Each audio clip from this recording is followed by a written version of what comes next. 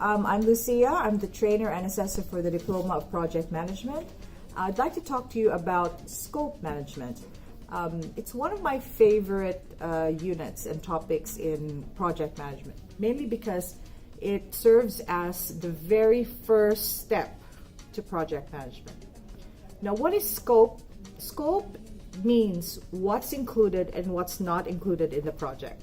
Okay, what requirements are needed and what are not needed in the project.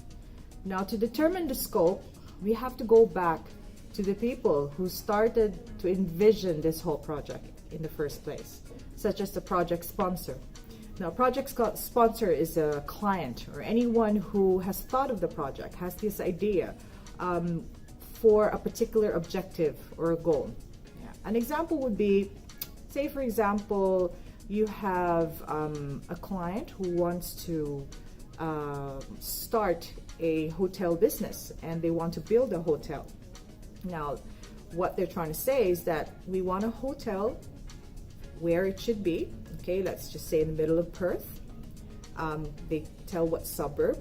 They have an idea how big this hotel is, how many levels, how many people and rooms it will have, and even to the extent of when it's going to open, okay, when it's going to be launched, and who are the ones who will be involved in the project.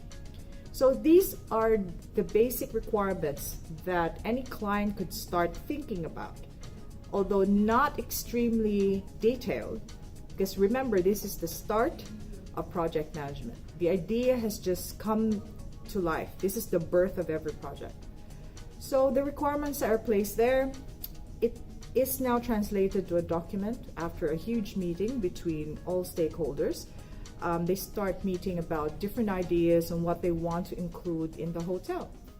When that happens, they actually develop a document which we call the project charter. The project charter will mention these requirements as well as the objectives and the goal of the project. This project charter is a very important document. Moving forward, it becomes the basis to the next and one of the most important documents in project management, the project plan. Okay, managing scope is quite important.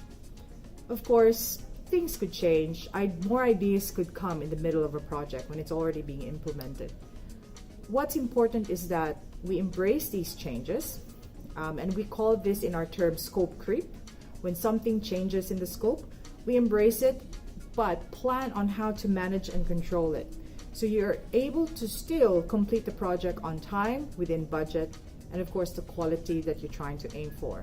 Most importantly, you are able to achieve the objectives that you really started to create and develop and decided on when you did the scope management plan. That's about it.